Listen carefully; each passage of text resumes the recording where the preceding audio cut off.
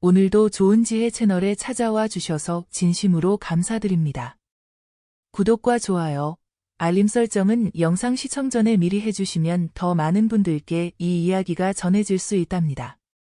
오늘은 깊은 산중, 천년의 역사를 품은 고찰에서 일어난 신비로운 이야기를 들려드리려 합니다. 달빛이 고요히 내려앉는 사찰의 처마 끝에 매일 밤 나타나는 검은 고양이 한 마리. 그리고 10년째 묵원을 지키며 그 고양이를 바라보는 노스님의 이야기입니다. 무엇이 스님을 10년간 침묵 속에 가두었을까요? 그리고 밤마다 찾아오는 검은 고양이는 과연 무엇을 원하는 것일까요? 여러분의 가슴에도 작은 울림을 줄 이 이야기, 함께 시작해볼까요?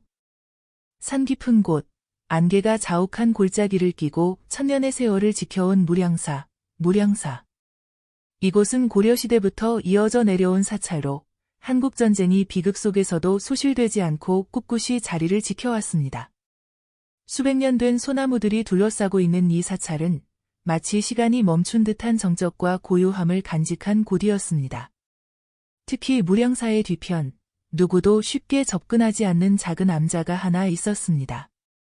법당에서 오솔길을 따라 500m 정도 올라가면 나타나는 이 암자에는 일주문도, 현판도 없었습니다. 그저 작은 돌탑 하나가 길목을 지키고 있을 뿐이었죠.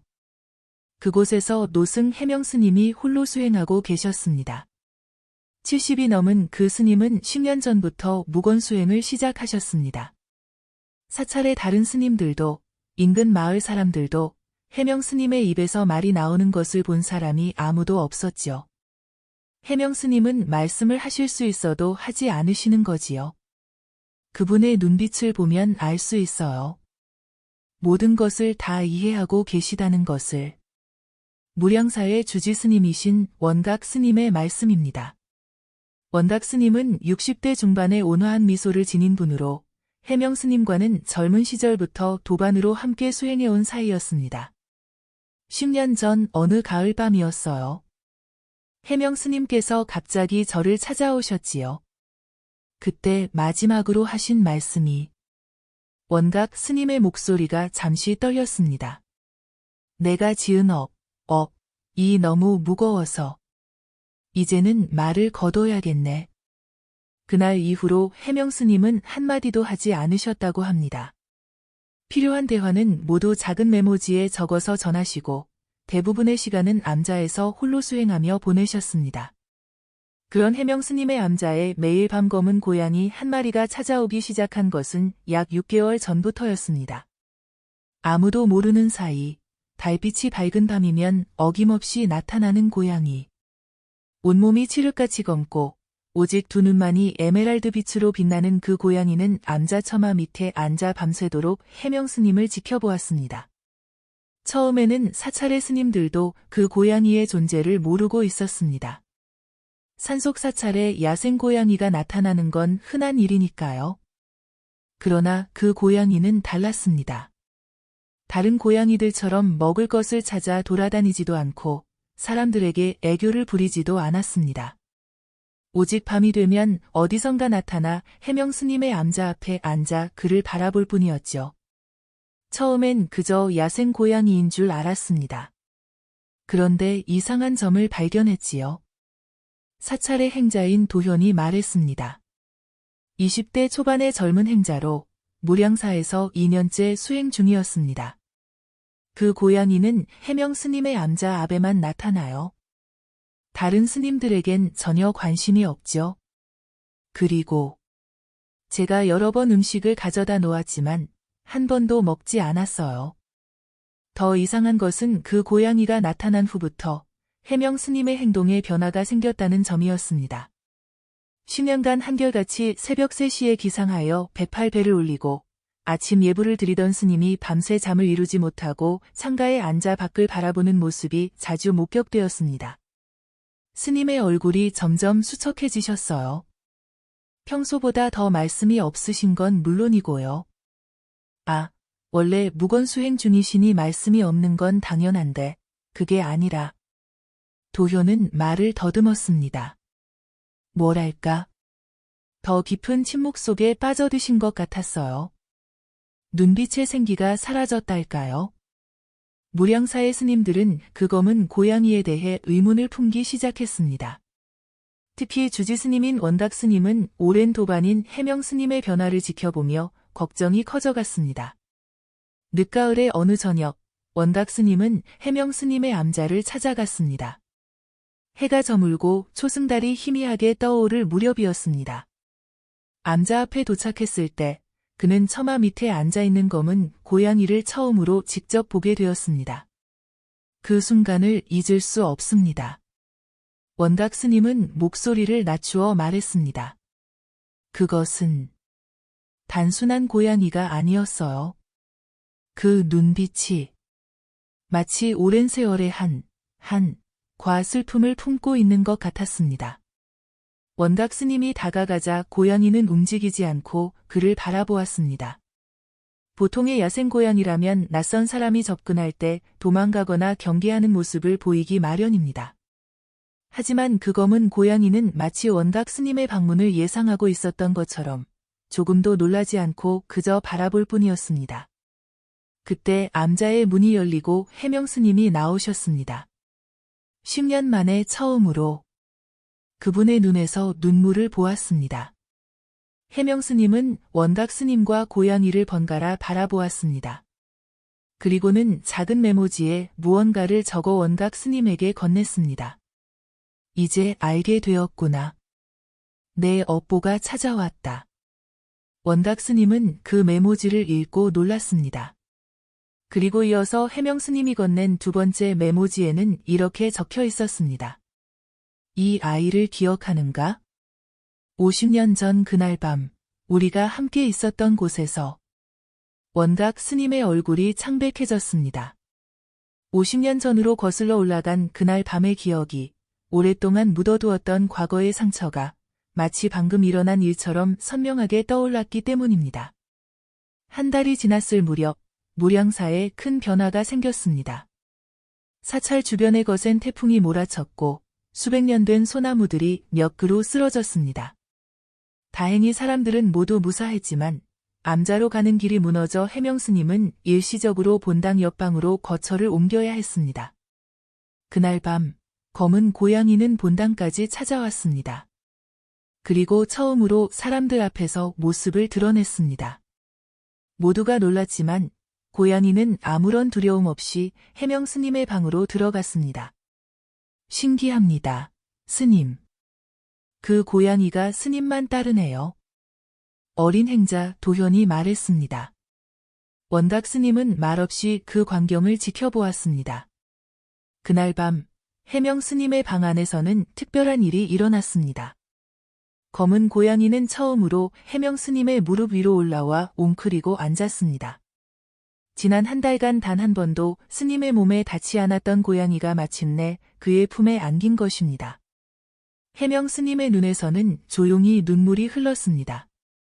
그의 주름진 손이 조심스럽게 고양이의 검은 털을 쓰다듬었습니다. 그 순간 묘한 빛이 방 안에 퍼지기 시작했습니다. 마치 달빛이 방 안으로 가득 차는 듯했지만 창문은 닫혀 있었습니다. 해명 스님은 자신의 눈을 의심했습니다. 고양이의 털에서 희미한 빛이 퍼져나가고 있었기 때문입니다. 그리고 갑자기 방 안에는 고양이가 아닌 어린 소년의 모습이 보였습니다. 투명한 듯 희미하게 빛나는 소년은 약 10살 정도로 보였고 온화한 미소를 짓고 있었습니다. 스님, 저를 기억하시나요? 소년의 목소리는 마치 멀리서 들려오는 바람 소리 같았습니다. 해명 스님은 놀라움에 말을 잊었습니다. 10년간의 무건수행으로 말하는 것이 어색했지만 이 순간만큼은 말을 해야 할 것 같았습니다. 너, 누구니? 해명 스님의 목소리는 오랜 침묵으로 인해 거칠었습니다. 저는 달월이에요. 정확히는 달월이가 되었을 사람이죠. 소년의 말에 해명 스님은 혼란스러웠습니다. 무슨 말이니? 50년 전 스님께서 눈 속에서 구해주신 검은 고양이. 제가 그 고양이의 전생이에요. 하지만 그게 다가 아니에요. 소녀는 잠시 말을 멈추고 해명 스님을 바라보았습니다. 사실 저는 그보다 더 오래전부터 스님과 인연이 있었어요. 300년 전 조선 시대의 저와 스님은 형제였습니다. 그때도 스님은 중이셨고 저는 스님의 어린 동생이었죠.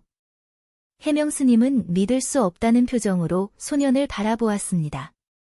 그때 저는 12살의 병으로 죽었어요. 스님께서는 저를 살리기 위해 100일 기도를 올리셨지만 결국 저는 세상을 떠났죠. 스님께서는 제 죽음 앞에서 불법을 의심하셨고 결국 환속하셨어요. 소년의 이야기가 계속되었습니다. 그 후 스님의 삶은 고통스러웠습니다. 저를 구하지 못했다는 자책감으로 평생을 사셨고 결국 그 업보로 다음 생에는 말을 할 수 없는 벙어리로 태어나셨어요. 해명 스님의 눈에서 눈물이 흘렀습니다. 그가 왜 어릴 적부터 불교의 깊은 끌림을 느꼈는지, 왜 항상 마음 한켠에 설명할 수 없는 슬픔이 있었는지 이해할 수 있을 것 같았습니다. 그리고 저는 여러 번의 윤회를 거쳐 50년 전 그 고양이로 태어났습니다. 스님을 다시 만나기 위해서였죠. 하지만 소년의 목소리가 더욱 작아졌습니다. 그날 계곡에서 죽은 후에도 저는 스님 곁을 떠나지 않았어요. 스님의 슬픔을 보았고 원각 스님의 후회도 보았습니다. 하지만 저는 원망하지 않았어요. 그것도 모두 우리의 업보였으니까요. 해명 스님은 소년의 말에 가슴이 찢어질 듯한 아픔을 느꼈습니다. 그의 입에서 작은 소리가 새어나왔습니다. 미안하다. 정말 미안하다. 소년은 미소를 지었습니다. 스님, 이제 저는 윤회의 고리에서 벗어날 수 있게 되었어요. 스님께서 10년간 무건수행으로 쌓은 공덕이 저를 자유롭게 해주었습니다. 그리고 이제 스님도 자유로워지셔야 해요. 소년의 모습이 점점 희미해지기 시작했습니다. 스님, 이제 말씀하세요. 스님의 목소리로 진리를 전하세요. 그것이 스님의 숙명입니다. 소년의 모습이 완전히 사라지고 다시 검은 고양이가 해명 스님의 무릎 위에 앉아 있었습니다.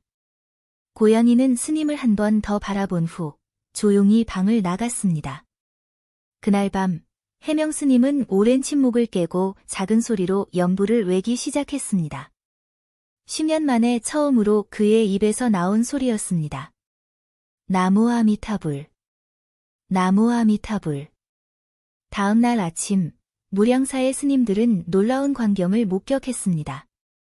10년간 무건수행을 해온 해명 스님이 아침 예불에 참석하여 경전을 읽고 있었던 것입니다. 그의 목소리는 오랜 침묵으로 인해 약간 거칠었지만 경전의 말씀은 마치 천년의 지혜가 담긴 듯 깊고 울림이 있었습니다.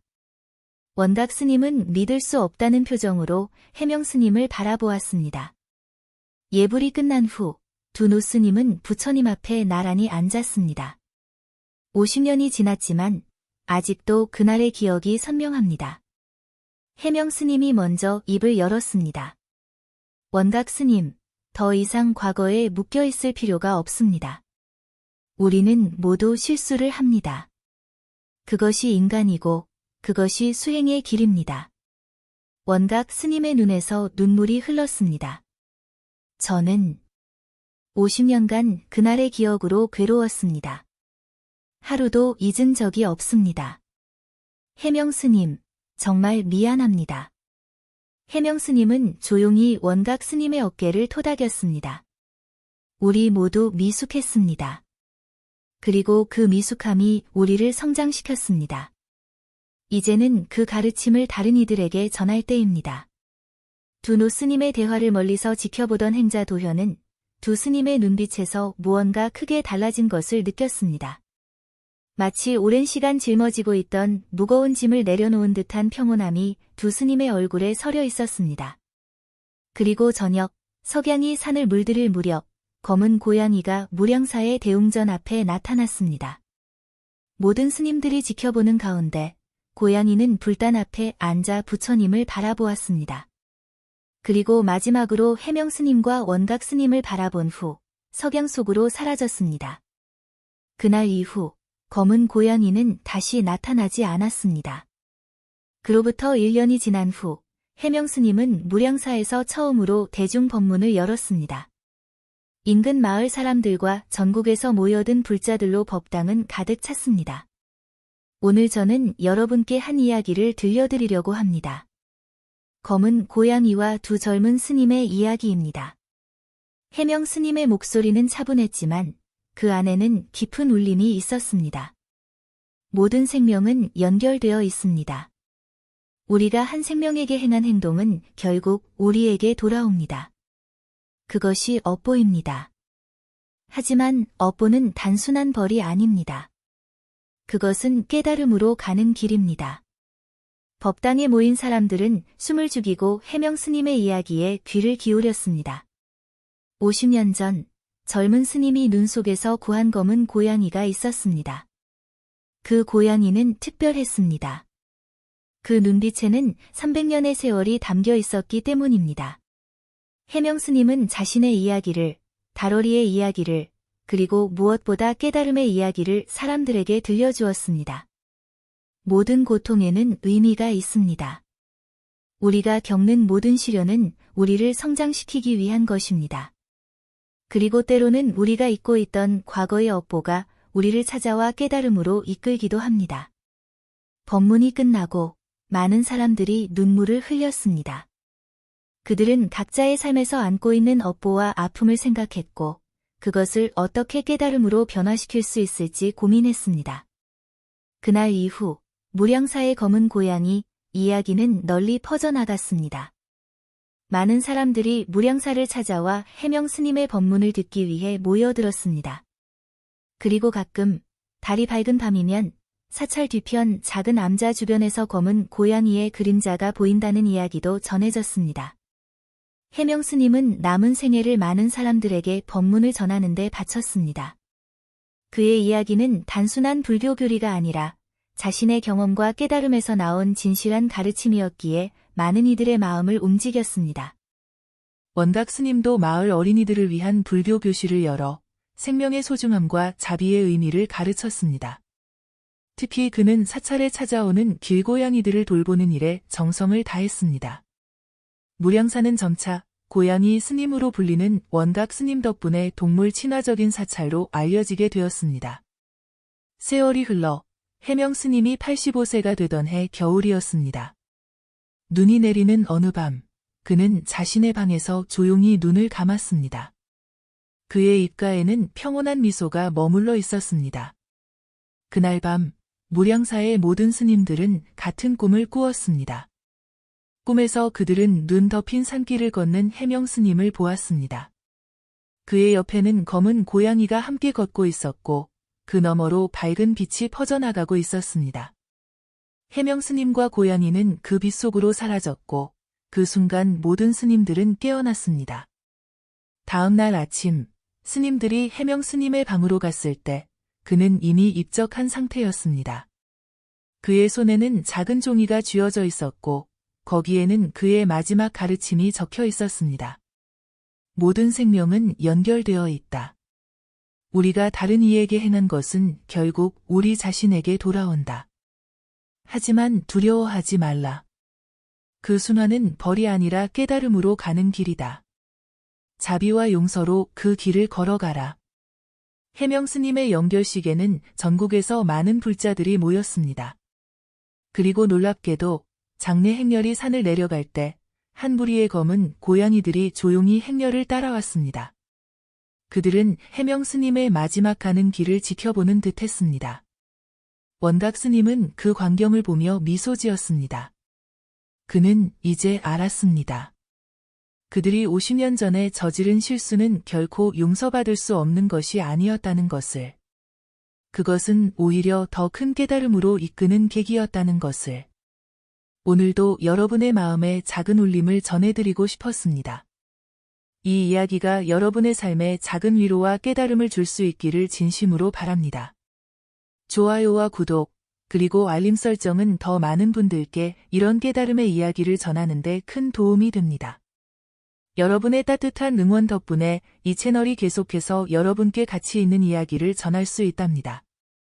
다음에 더 깊은 깨달음의 이야기로 찾아뵙겠습니다. 감사합니다. 나무 아미타불, 나무 아미타불, 나무 아미타불.